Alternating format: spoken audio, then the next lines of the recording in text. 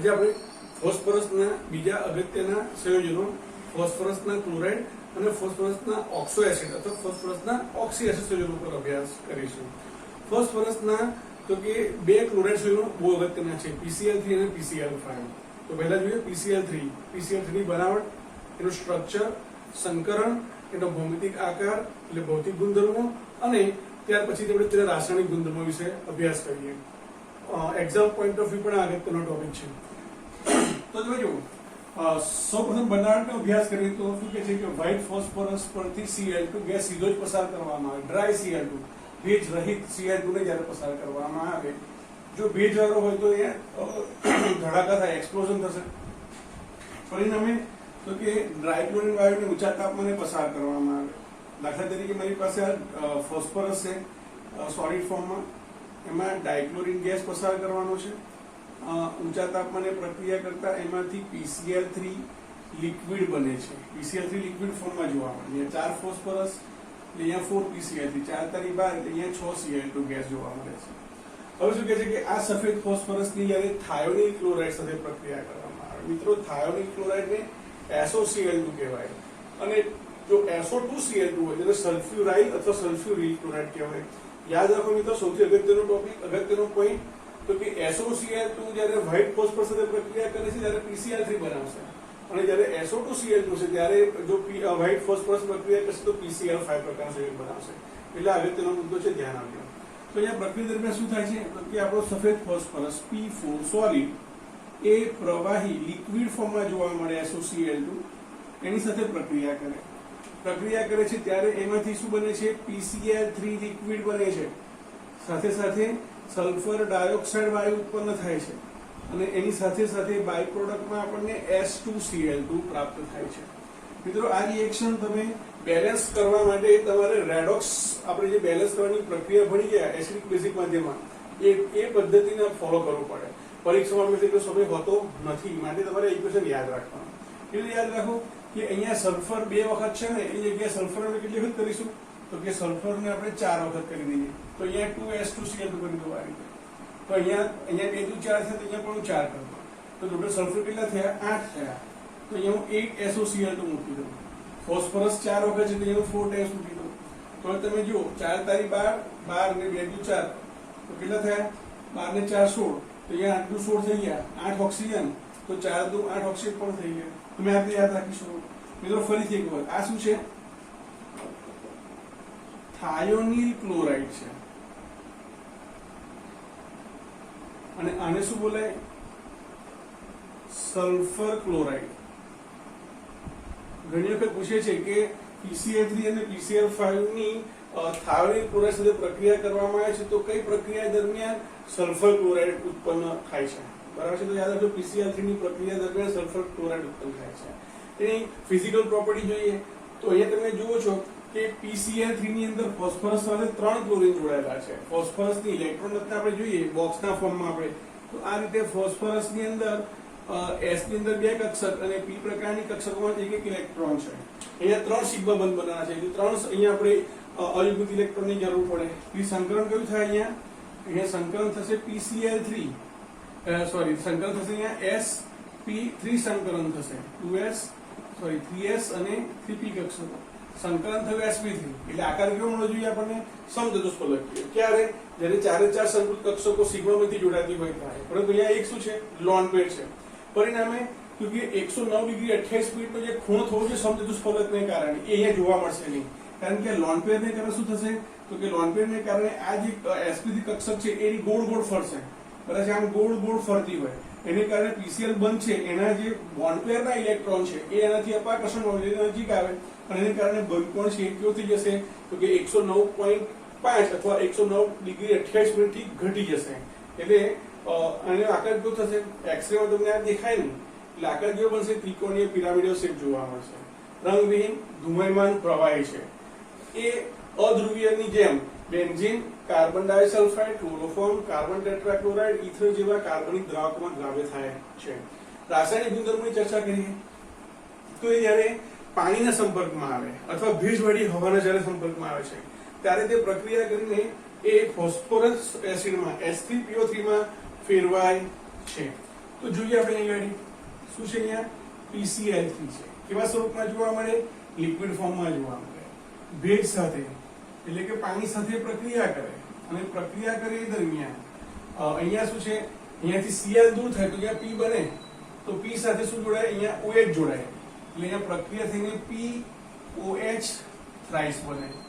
અને પાણીમાં શું છે? H છે અને OH છે, તો 3 H2O હોય તો 3 H પ્લસ બને, 3 OH માઇનસ બને.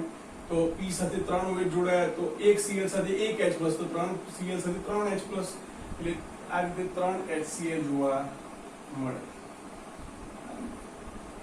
બરાબર છે. હવે મિત્રો ધ્યાન આપો, POH આપણે સિમ્પ્લિફિકેશન કરીએ તો શું લખાય? H3PO3 લખાશે, એટલે કે ફોસ્ફરસ એસિડ ઉત્પન્ન થશે. મિત્રો OH સમૂહ ધરાવતા કાર્બનિક સંયોજન સાથે જ્યારે PCl3 પ્રક્રિયા કરે છે ત્યારે તે કાર્બનિક સંયોજનનું ક્લોરો વ્યુત્પન્ન આપે છે. તો અહીંયા જોઈએ આપણે OH સમૂહ એટલે કે આલ્કોહોલ સમૂહની વાત નથી કરતા, પણ જે ક્રિયાશીલ સમૂહમાં OH હાજર હોય, OH સ્વરૂપે જ્યારે સમૂહ હાજર હોય તો ત્યારે આ પ્રકારની પ્રક્રિયા આપશે. અહીંયા આપણે થાય તો જો પાણીમાં શું છે? H અને OH, તો P પણ સાથે પ્રક્રિયા કરે છે, OH સાથે પ્રક્રિયા કરે છે અને OH ના સ્થાને Cl વિસ્થાપન અનુભવે છે. તો અહીંયા આપણે ઉદાહરણ લઈએ. ધારો કે છે CH3CH2OH. ધારો કે મારી પાસે આ ઇથેનોલ છે. આ ઇથેનોલની હું જ્યારે PCl3 સાથે પ્રક્રિયા કરું છું તો તે દરમિયાન પ્રક્રિયા થઈને બંને લિક્વિડ તો પણ ચાલશે. તો અહીંયા પ્રક્રિયા દરમિયાન શું થશે? તો કે અહીંયાથી OH દૂર થશે અને Cl ત્યાં જોડાશે, એટલે અહીંયા શું થશે? CH3CH2 એમાંથી OH દૂર થયો અને Cl ત્યાં આગળ શું થયો? રિપ્લેસ થયો. તો અહીંયા એક ક્લોરીન, એટલે 3 ક્લોરીન છે, તો અહીંયા મારે 3 ઇથેનોલ લેવા પડશે, તો 3 ક્લોરોઇથેન પ્રાપ્ત થશે, ઇથાઇલ ક્લોરાઇડ પ્રાપ્ત થશે અને એક ફોસ્ફરસ સાથે 3 OH જોડાશે અને એને કારણે આપણને શું આવશે? POH3, જેને આપણે લખી શકીએ H3PO3. આ રીતે આપણને પ્રાપ્ત થશે, ક્લોરો વ્યુત્પન્ન મળશે. ક્લોરો ઇથેનોલમાંથી આપણને ક્લોરોઇથેન પ્રાપ્ત થશે. બીજું એક્ઝામ્પલ લઈએ તો CH3COCl. મિત્રો આ શું છે? એસિડ ક્લોરાઇડ છે. કયો એસિડ ક્લોરાઇડ છે? ઇથેનોઇલ ક્લોરાઇડ છે. તો ઇથેનોલ ક્લોરાઇડ પણ જ્યારે PCl3 સાથે પ્રક્રિયા કરે તો એ દરમિયાન એક અહીંયા આપણે CH3COOH લઈએ, સોરી એસિટિક એસિડ લઈએ, તો એમાં પણ OH છે. તો આ OH નું Cl વડે રિપ્લેસમેન્ટ થશે, તો 3 Cl છે, તો અહીંયા 3 એસિટિક એસિડના અણુ લઈ લઈએ, તો અહીંયા પ્રક્રિયા થઈને શું બનશે? તો કે 3 CH3COCl, 3 આપણને એસિટાઇલ ક્લોરાઇડ અથવા ઇથેનોઇલ ક્લોરાઇડ કહેવાય. IUPAC માં આપણે ઇથેનોઇલ ક્લોરાઇડ કહીશું અને સામાન્ય નામમાં એને એસિટાઇલ ક્લોરાઇડ કહીએ છીએ. અને અહીંયા પણ શું થશે? તો કે H3PO3 પ્રાપ્ત થશે. ત્યાર પછીથી બેન્ઝીન સલ્ફોનિક એસિડ છે. તો મારી પાસે આ બેન્ઝીન છે, બેન્ઝીન પર SO3H છે, SO3H એની જગ્યાએ હું લખી શકું SO2 અને OH, તો આપણે SO3H જ કહેવાય. તો જ્યારે એની પ્રક્રિયા જ્યારે PCl3 સાથે કરવામાં આવે તો તે વખતે પણ પ્રક્રિયા થાય, એક OH દૂર થાય, એક Cl જોડાય, તો હવે મારે 3 બેન્ઝીન સલ્ફોનિક એસિડ લેવો પડે, તો 3 OH દૂર થાય અને 3 Cl પ્રત્યેક સાથે જોડાય, એટલે આપણને 3 બેન્ઝીન સલ્ફોનિક ક્લોરાઇડ પ્રાપ્ત થશે અને આપણને H3PO3 આપશે. આ એક્સ્ટ્રા પ્રક્રિયા છે જે તમારે બુકમાં આપી નથી.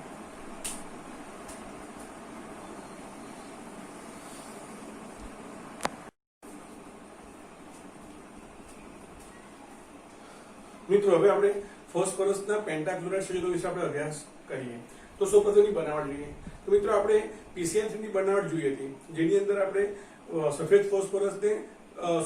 ફોસ્ફરસ પરથી શુષ્ક ડ્રાય ડાયક્લોરિન વાયુને પસાર કર્યો હતો અને એનાથી PCl3 બન્યો હતો. હવે અહીંયા મારે PCl5 બનાવવો જોઈએ, એટલે કે ફોસ્ફરસની સાપેક્ષમાં ક્લોરીનને વધારે પ્રમાણમાં લેવામાં આવે. એટલે આપણે અહીંયા શું લખ્યું છે? જો એક્સેસ ફોર્મમાં ક્લોરીન પણ વધારે રાખવામાં આવે છે, ત્યારે શું મળે છે? આપણને ફોસ્ફરસ પેન્ટાક્લોરાઇડ મળે છે. તો મિત્રો PCl3 કે PCl5 હોય એ સફેદ ફોસ્ફરસની ડાયક્લોરિન સાથેની પ્રક્રિયાથી જ મળે છે. તો PCl3 માં જો Cl2 ને તો પણ PCl5 બની જાય.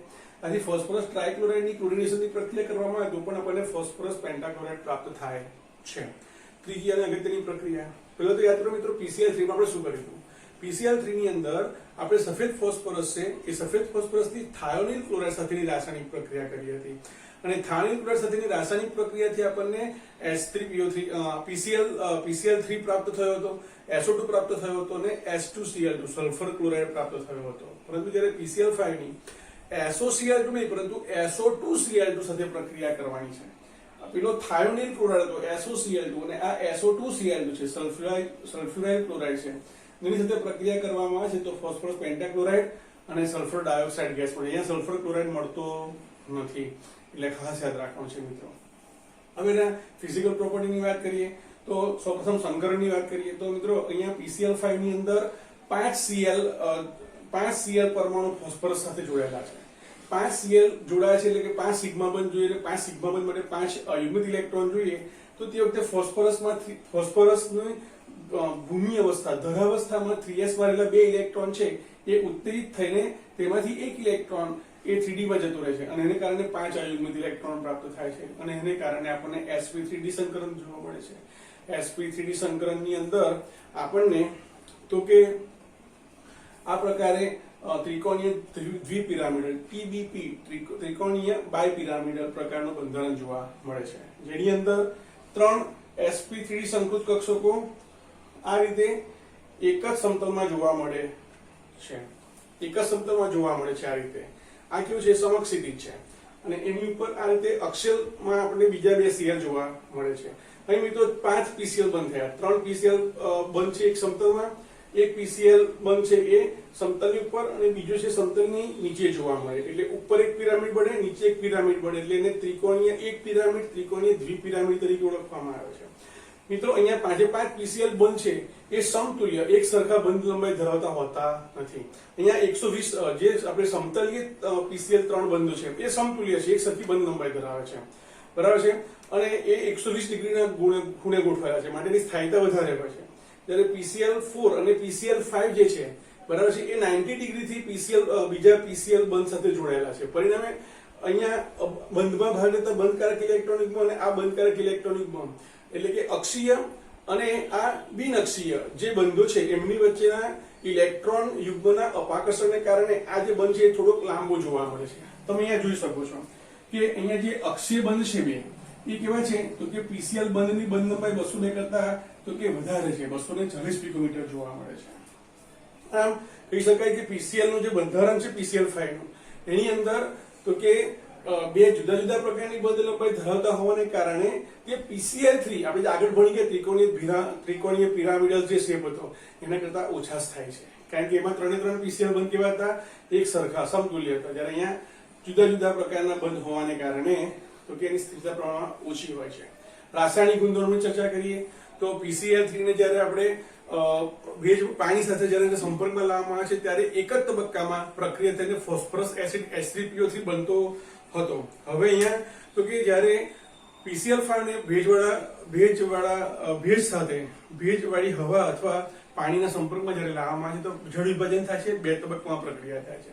પ્રથમ તબક્કામાં PCl3 બને છે અને પછી 2 HCl દૂર થાય છે. કેવી રીતે મિત્રો અહીંયા જુઓ, અહીંયા PCl5 ની અંદર આ 2 Cl છે, બરાબર છે, એમાં તણાવ વધારે છે એટલે સહેલાઈથી દૂર થઈ જાય છે અને આ 2 Cl છે એ આ 2 H સાથે 2 HCl માં દૂર થાય છે અને આ જે ઓક્સિજન છે એ અહીંયા જોડાઈ જશે અને આ ફોસ્ફરસના જે આ બે બંધ તૂટવાને કારણે જે 2 અયુગ્મિત ઇલેક્ટ્રોન છે 2 લોન પેર વાળા એની સાથે જોડાઈ જશે અને એને કારણે POCl3 શેપ આપણને મળશે. ફરીથી પ્રક્રિયા થશે પાણી સાથે અને ફરી પ્રક્રિયા થશે ત્યારે આ ઓક્સિજન છે, બરાબર છે, એની સાથે આ 3 Cl દૂર થશે અને પાણીમાં શું હોય તો કે પાણીની અંદર H અને OH હોય, તો અહીંયાથી Cl દૂર થશે અને OH જોડાશે. 3 Cl દૂર થશે અને 3 OH જોડાશે એટલે POOH થ્રાઇસ એટલે H3PO4 બનશે, આવું બનશે POOH થ્રાઇસ, H3P અને 3 ને 4 ઓક્સિજન.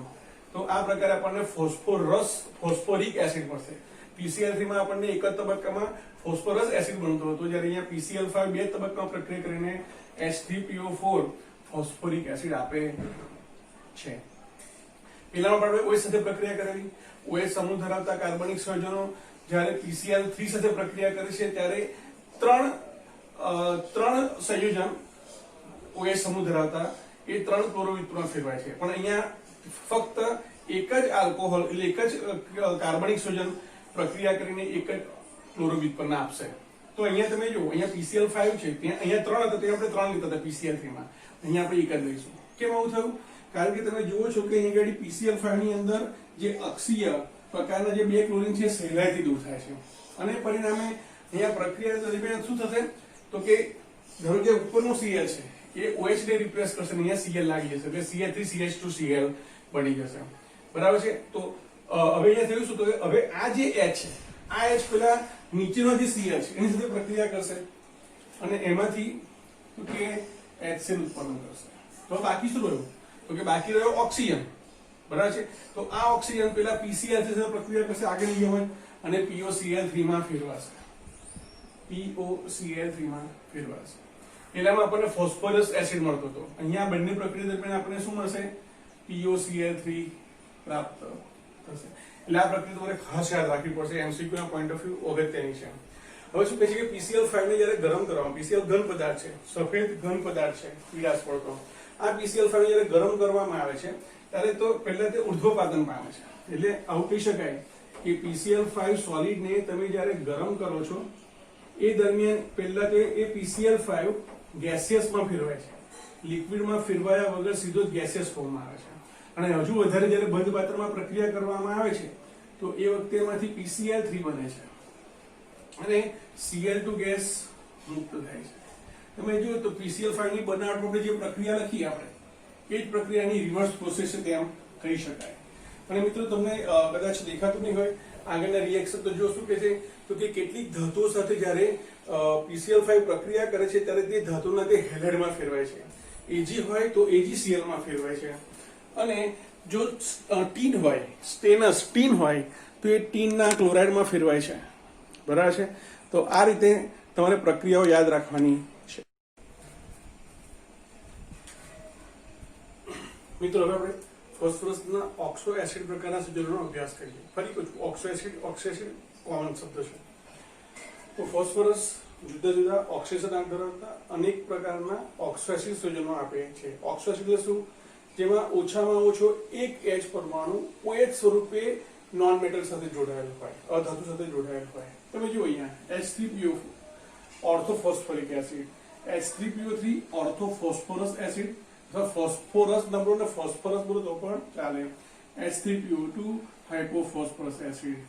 આ 3 એસિડ અગત્યના છે. બરાબર છે? એના પછીથી H3PO5 પેરોક્સીફોસ્ફોરિક એસિડ, પછીથી તો કે 2 મોનો ફોસ્ફરસ પ્રકારના એસિડના જોડાવાથી આપણને આ 1, 2, 3 અને 4 પ્રકારના આપણને એસિડ ઓક્સો એસિડ પ્રાપ્ત થાય, જેની આપણે આગળ ડિસ્કશન કરીશું. અહીંયા બધા જ પ્રકારના ઓક્સો એસિડની સંયુક્તતા તમે જુઓ તો એક ઓક્સિજન -2, 4 ના -8 વત્તા +3, એટલે અહીંયા ફોસ્ફરસનો ઓક્સિજન સ્થાન કેટલું થશે? +5 થશે. રાઈટ? એ જ પ્રકારે અહીંયા -6 વત્તા 3 એટલે -3 પીવે છે તો +3, એટલે અહીંયા ફોસ્ફરસનો ઓક્સિજન કેટલો છે? +3. 1 નો -2, 2 ના -4 વત્તા 3 -1 પીવે છે તો +1. અહીંયા તમે જુઓ આને પેરોક્સીફોસ્ફોરિક એસિડ કહીએ છીએ. બરાબર છે? જો તમે સીધું ઓક્સિજન શોધો જશો તો આનો ઓક્સિજન ખોટો આવશે. કેવી રીતે? એક ઓક્સિજનમાં -2 તો 5 ના -10 વત્તા 3 એટલે ફોસ્ફરસના +7 થાય. બરાબર છે? પરંતુ ફોસ્ફરસની બાહ્યતમ કક્ષામાં 5 જ ઇલેક્ટ્રોન છે, એટલે મહત્તમ ઓક્સિજન કેટલો મળે? +5 મળે. એનો અર્થ એવો હતો કે અહીંયા 2 ઓક્સિજન કેવા છે તો કે પેરોક્સી બંધારણ, પેરોક્સાઇડ ફોર્મમાં છે. તેથી અહીંયા એનો ઓક્સિજન કેટલું થશે? પ્લસ થશે. આ રીતે 2H plus phosphorus plus 3 oxygen સામાન્ય છે અને 2 ઓક્સિજન પેરોક્સાઇડ પ્રકારના છે. બરાબર છે? એટલે +2 પ્લસ ફોસ્ફરસ -6 -2, 1 નો -1 2 ના -2 એટલે -8. બરાબર છે? તો અહીંયા H3 છે, અહીંયા 3 છે. બરાબર છે? તો 8 માંથી 3 જાય તો 5, -1 લઈએ તો +5, એટલે અહીંયા ઓક્સિજન કેટલું આવશે? +5 આવશે. એ જ પ્રકારે પાયરોફોસ્ફોરિક એસિડમાં 1 નો -2, 7 ના -14 +4, બરાબર છે? -14 +4 એટલે -10 પીવે તો +10 ભાગ્યા 2 એટલે +5, અહીંયા +5. 6 દુ 12, 12 માંથી 4 જાય તો 8, -8 પીવે તો +8 ભાગ્યા 2 એટલે અહીંયા +4 ઓક્સિજન આવશે. -6 +1 -5 પેલી બાજુ તો +5 -10 +4 -6 પેલી બાજુ તો +6 /2 એટલે +3 બરાબર છે। તો તમે આની પરથી પણ તમે જ્યારે નામકરણ કરો ને તમે સહેલાઈથી કરી શકો છો। અહીંયા +5 છે, ફોસ્ફોરિક એસિડ નો +5 છે, તો અહીંયા પણ શું ફોસ્ફોરિક એસિડ આવ્યો શબ્દ। અહીંયા +5 છે એટલે અહીંયા પણ ફોસ્ફોરિક એસિડ લીધો, અહીંયા +5 છે તો અહીંયા પણ ફોસ્ફોરિક એસિડ લીધો, અહીંયા +3 છે માટે ફોસ્ફરસ એસિડ આવ્યો, અહીંયા +4 છે, +5 ની નજીક છે એમ કહી શકાય, બરાબર છે। આ હાઇપો પ્રકારનો છે મિત્રો। હાઇપો પેરોક્સી તો તમને ખ્યાલ હશે, પરંતુ હાઇપો અને મેટા અને પાયરો વિશે આપણે ઝૂમ મીટિંગમાં ડિસ્કશન વધારે કરીશું, બરાબર છે। આગળ જોઈએ આપણે આ બધા જ ઓક્સો એસિડના ડિટેલમાં જોઈએ તો ફર્સ્ટ ઓક્સો એસિડ છે આપણો ઓર્થોફોસ્ફોરિક એસિડ। ઓર્થોફોસ્ફોરિક એસિડને ઘણી બધી રીતે બનાવી શકાય, જેમાંથી એક ફોસ્ફરસ પેન્ટોક્સાઇડને પાણીમાં નાખી અને પ્રક્રિયા કરવામાં આવે તેમાંથી આપણને ફોસ્ફોરિક એસિડ પ્રાપ્ત થાય। નંબર 2 ફોસ્ફરસ પેન્ટાક્લોરાઇડ ને પાણીમાં નાખો છો તો જળ વિભાજન થઈને અંતિમ વિભાગ શું મળે છે આપણને? ફોસ્ફોરિક એસિડ મળે છે। મિત્રો ફોસ્ફોરિક એસિડ બોલો, ઓર્થોફોસ્ફોરિક એસિડ બોલો। પહેલાના સમયમાં ઓર્થો, મેટા અને પાયરો, હાઇપોનો શબ્દનો પૂર્વકનો ઉપયોગ થતો હતો। આજની કોઈ ઇમ્પોર્ટન્સ નથી, પણ ઓર્થોનો અર્થ એવું થાય કે કોઈ પણ અધાતુના જે સંયોજનો છે એમાં જે ઓક્સિડેશન આંક ધરાવતા સંયોજનો વિપુલ પ્રમાણમાં મળતા હોય એના માટે ઓર્થો શબ્દનો પ્રયોગ કરવામાં આવે છે। અહીંયા ફોસ્ફોરિક એસિડ અને ફોસ્ફરસ એસિડ છે એ એની અંદર +5 અને +3 ઓક્સિજન અવસ્થા છે। આ પ્રકારના સંયોજનો વિપુલ પ્રમાણમાં પ્રાપ્ત થાય છે માટે એની આગળ ઓર્થો શબ્દનો પ્રયોગ કરવામાં આવે છે। એના પછીથી મિત્રો H3PO3 ફોસ્ફોરિક એસિડ છે, એને જ્યારે ગરમ કરવામાં આવે, ફોસ્ફરસ એસિડને ગરમ કરવામાં આવે તો પણ એમાંથી અહીંયા પણ વિષમીકરણની પ્રક્રિયા થાય છે અને ફોસ્ફરસનો -3 માં અને અહીંયા તો કે +5 -8 +3 -5 પછી તો +5, તો અહીંયા આ રીતે +3 નું +5 અને -3 માં રિડક્શન અને ઓક્સિડેશન થાય છે। તો યાદ રાખો કે ફોસ્ફરસ એસિડને ગરમ કરીએ તો આપણને ફોસ્ફોરિક એસિડ પ્રાપ્ત થાય છે। અહીંયા 3 H મિત્રો OH ધરાવતા OH જ્યારે અધાતુ સાથે જોડાતો હોય તો એ બધા જ H સહેલાઈથી દૂર થતા હોય છે, બરાબર છે। પરિણામે 3H+N દૂર થાય એટલે કે એની બેઝિકતા કેટલી થઈ જાય? 3 થઈ જાય। ઓક્સિજન આપણે હમણાં શોધ્યો 5। તો મિત્રો યાદ રાખો કે ફોસ્ફોરિક એસિડ છે એ ટ્રાઇબેઝિક અથવા ત્રિબેઝિક પ્રકારનું સંયોજન છે તેમ કહેવાય। અહીંયા તો કે 4 સિગ્મા બંધ બને છે, જો 1 2 3 અને 4 ની એક પાઈ બંધ છે, 4 સિગ્મા બંધ છે, બરાબર છે, એટલે કે sp3 સંકરણ છે। અહીંયા સમચતુષ્ફલકીય બંધારણ જોવા મળે। મિત્રો ફોસ્ફરસના જેટલા પણ ઓક્સો એસિડ છે એ બધાની અંદર ફોસ્ફરસ તો ચતુષ્ફલકીય બંધારણ ધરાવતો હશે।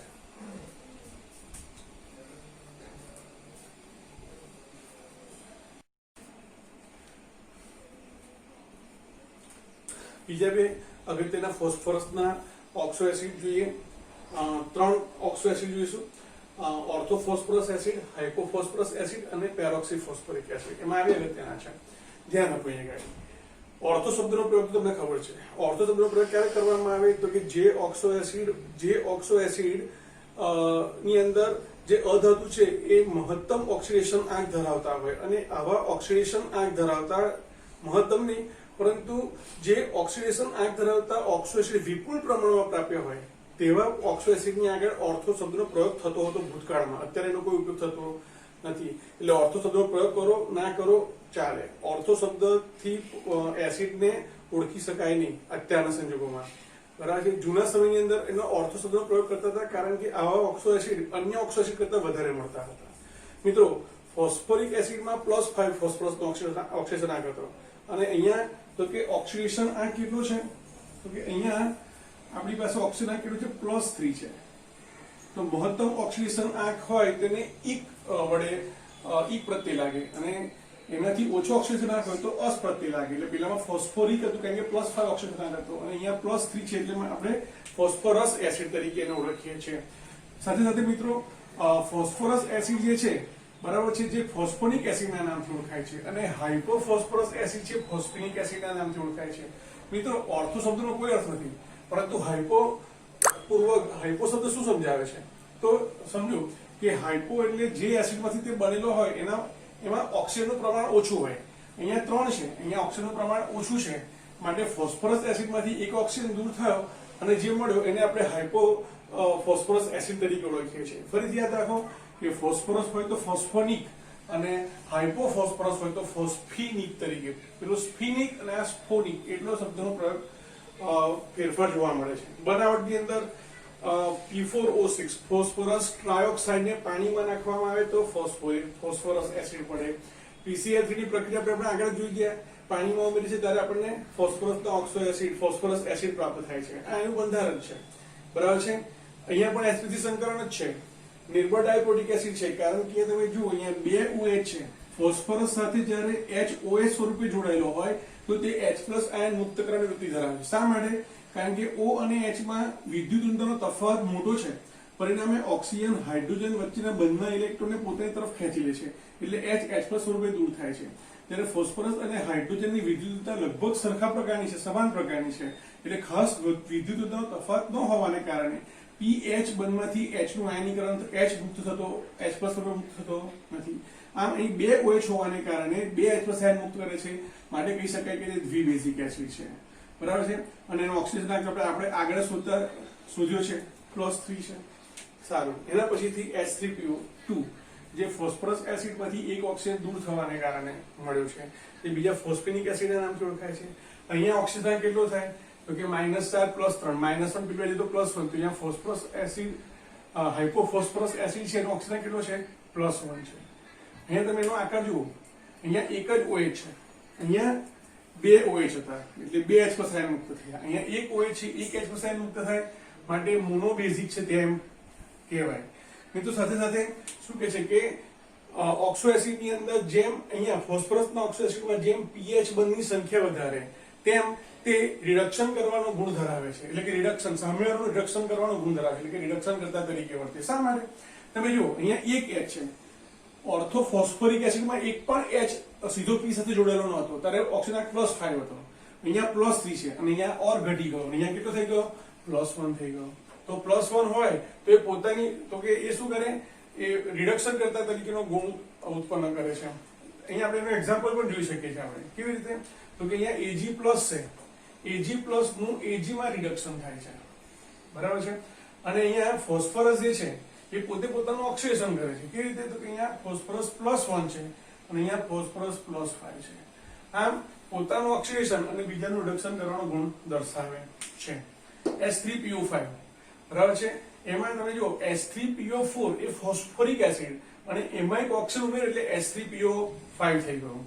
તો તમે જો આ ના હોય, અહીંયા ખાલી H હોત તો ફોસ્ફોરિક એસિડ થઈ ગયો, પણ એ H ની વચ્ચે બીજો એક ઓક્સિજન નાખ્યો એટલે અહીંયા આ જે ઉત્પન્ન થાય છે આ શું છે, એક વધારાનો ઓક્સિજન દાખલ થવાથી અહીંયા પેરોક્સાઇડ બંધ બને છે અને માટે એને પેરોક્સી ફોસ્ફોરિક એસિડ તરીકે. ફોસ્ફોરિક એસિડ શા માટે કયો? H3PO4 માં એક ઓક્સિજન એડ થયો, માટે એને આપણે પેરોક્સી બંધ જોડાયો હોવાને કારણે એને આપણે પેરોક્સી ફોસ્ફોરિક એસિડ તરીકે ઓળખીએ છીએ.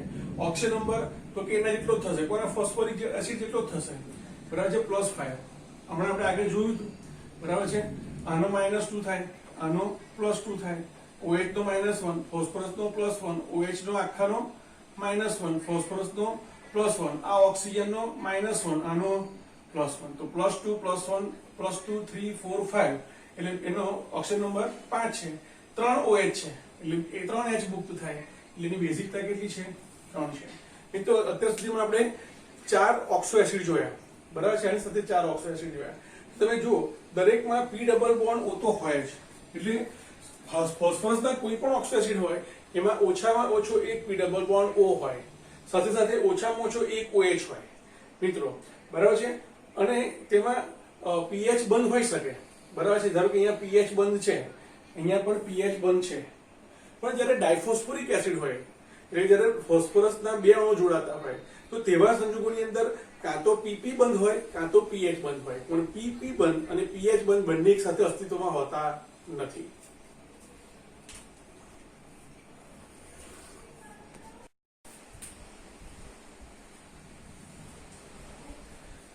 મિત્રો હવે આપણે બે ઓક્સો એસિડના સંયોજવાથી બનતા ઓક્સો એસિડનો આપણે અભ્યાસ કરીશું. પહેલું છે H4P2O7 પાયરોફોસ્ફોરિક એસિડ. મિત્રો હવે અત્યારે આપણે બધા ફોસ્ફોરિક એસિડના પહેલા અભ્યાસ કરી લઈએ. ફોસ્ફોરિક એસિડમાંથી બનતા બીજા ઓક્સો એસિડનો આપણે પહેલા અભ્યાસ કરી લઈએ. પાયરોનો અર્થ થાય જ્યારે ફોસ્ફોરિક એસિડના બે અણુ એકબીજા સાથે જોડાતા હોય એ દરમિયાન પાણીનો અણુ દૂર થતો હોય તો એના માટે પાયરો શબ્દનો પૂર્વક તરીકે ઉપયોગ કરવામાં આવે છે. એટલે મૂળ પદાર્થ કયો છે? Phosphoric acid. આ પદાર્થ કયો છે? ફોસ્ફોરિક એસિડ છે, અથવા શું કહેવાય એને? ઓર્થોફોસ્ફોરિક એસિડ. ફોસ્ફોરિક એસિડ ની અંદર 3 OH છે, તો બંને અહીંયા મેં આ રીતે દર્શાવ્યા છે. ફોસ્ફોરિક એસિડ કેવો હોય? ચતુષ્ફલકીય બંધારણ દર્શાવતો હોય. તો અહીંયા આ જે 2 OH છે એમાંથી તો કે એક H અને એક OH દૂર થાય અને એકબીજા સાથે આ રીતે ઓક્સિજન બંધથી જોડાય. બરાબર છે? એટલે અહીંયા શું થયું તો કે પ્રક્રિયા દરમિયાન ફોસ્ફોરિક એસિડના 2 અણુઓ ભેગા થાય છે, દરમિયાન પાણીનો અણુ દૂર થાય છે, માટે એને પાયરોફોસ્ફોરિક એસિડ કહેવાય છે. મિત્રો, પાયરોફોસ્ફોરિક એસિડ માટે એ જે એસિડમાંથી બનેલો છે એના નામથી પણ એને ઓળખી શકાય. આનું બીજું નામ શું થાય? ડાયફોસ્ફોરિક એસિડ. બરાબર છે? ફોસ્ફોરિક એસિડના બધા જ અણુઓની અંદર ફોસ્ફરસ છે, ચતુષ્ફલકીય બંધારણ દર્શાવતું છે, પણ તમે આવું ના દર્શાવો તો મેં આ રીતે પણ દર્શાવી શકો. તમે જુઓ, આ ફોસ્ફરસ, એક OH, બીજો OH અને ત્રીજો OH. તમે સમજવા માટે આ રીતે દર્શાવી શકો. તો ફરીથી એક વખત યાદ રાખો, આ શું છે આપણી પાસે? તો કે પાયરોફોસ્ફોરિક એસિડ છે. પાયરોફોસ્ફોરિક એસિડ મળ્યો કેવી રીતે? તો કે ફોસ્ફોરિક એસિડના 2 અણુઓમાંથી H2O પાણીનો અણુ દૂર થયો અને જે બન્યું એને પાયરોફોસ્ફોરિક એસિડ કહીશું આપણે. હાઇપોફોસ્ફોરિક એસિડની વાત કરીએ તો ફોસ્ફોરિક એસિડ છે તો પાયરોફોસ્ફોરિક એસિડમાંથી જ હાઇપોફોસ્ફોરિક એસિડ બનશે. ફોસ્ફોરિક એસિડમાંથી પાયરો બન્યો, પાયરોમાંથી શું બનશે? હાઇપોફોસ્ફોરિક એસિડ બનશે. સમજવા પ્રયત્ન કરજો. અહીંયા આ બંને અણુઓ, આ ફોસ્ફોરિક એસિડના 2 અણુઓ છે. હવે આ કેવી બન્યો? તો કે એક બાજુથી OH અને બીજી બાજુથી H2O પાણીના સ્વરૂપે દૂર થયો અને આ બંને એકબીજા સાથે જોડાઈ ગયા રીતે. તો આ શું થઈ ગયું આપણું? પાયરોફોસ્ફોરિક એસિડ. પાયરોફોસ્ફોરિક એસિડ. એનું બીજું નામ શું? ડાયફોસ્ફોરિક એસિડ. ડાયફોસ્ફોરિક એસિડ. હવે આ ડાયફોસ્ફોરિક એસિડમાંથી જ્યારે ઓક્સિજનનો એક પરમાણુ દૂર થાય, બરાબર છે? ઓક્સિજનનો એક પરમાણુ જ્યારે દૂર થશે તો ત્યારે એમાંથી શું બનશે? હાઇપોફોસ્ફોરિક એસિડ બનશે. અહીંયાથી આપણે ઓને દૂર કરી નાખો તો તે વખતે શું બનશે? તો કે આ P ડબલ બોન્ડ O,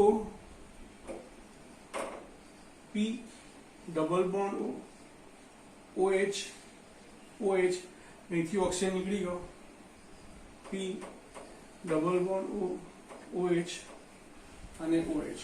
એટલે શું થઈ ગયું? અહીંયા તમે જુઓ, H કેટલી વખત છે? 1 2 3 અને 4, H4, P2 અને 6 ઓક્સિજન. તો યાદ કરો મિત્રો, એક વખત યાદ કરો, શું? ફોસ્ફોરિક એસિડના 2 અણુઓ જ્યારે જોડાતા હોય અને પાણીનો અણુ દૂર થાય તો પાયરોફોસ્ફોરિક એસિડ. પાયરોફોસ્ફોરિક એસિડમાંથી ફરીથી પાછો એક ઓક્સિજન દૂર થાય તો એમાંથી શું બને? હાઇપોફોસ્ફોરિક એસિડ. ફરી યાદ રાખો કે કોઈ પણ ઓક્સો એસિડમાંથી ઓક્સિજન પરમાણુ દૂર થવાથી જે એસિડ બને એને હાઇપો એની આગળ લગાડાય. એટલે આ શું છે? હાઇપોફોસ્ફોરિક એસિડ.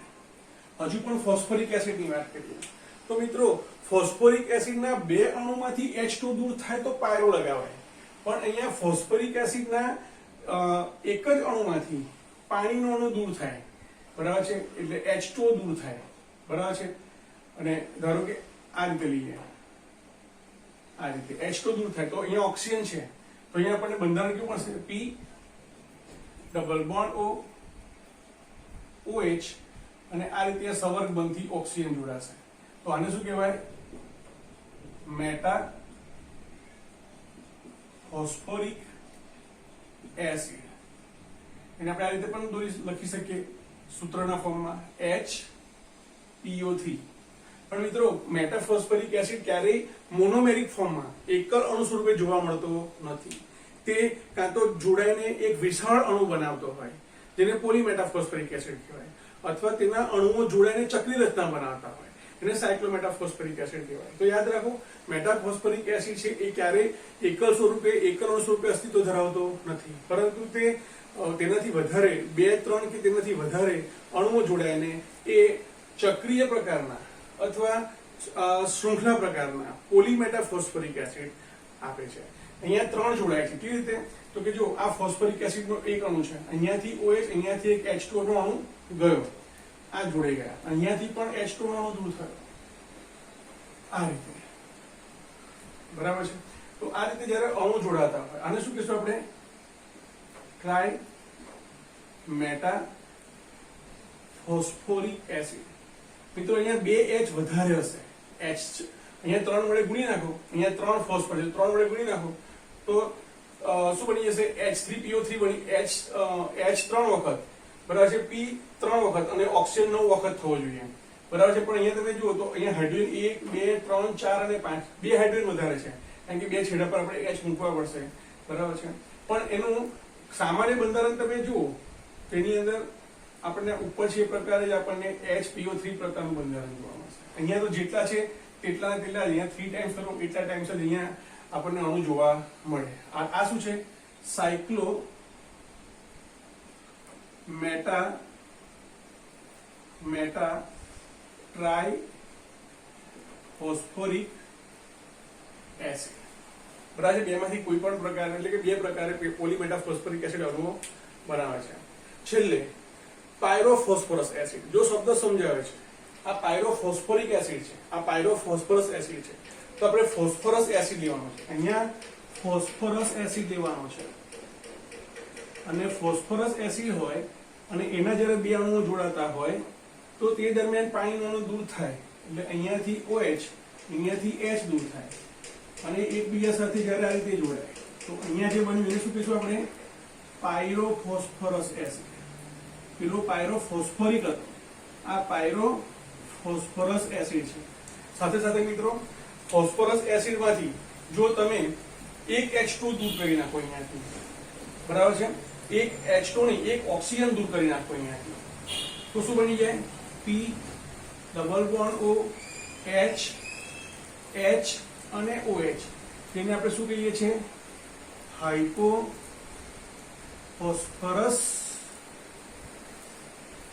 એસિડ. તો મિત્રો આ રીતે તમારે બધા જ ફોસ્ફરસના ઓક્સો એસિડ તમારે યાદ રાખવાના છે.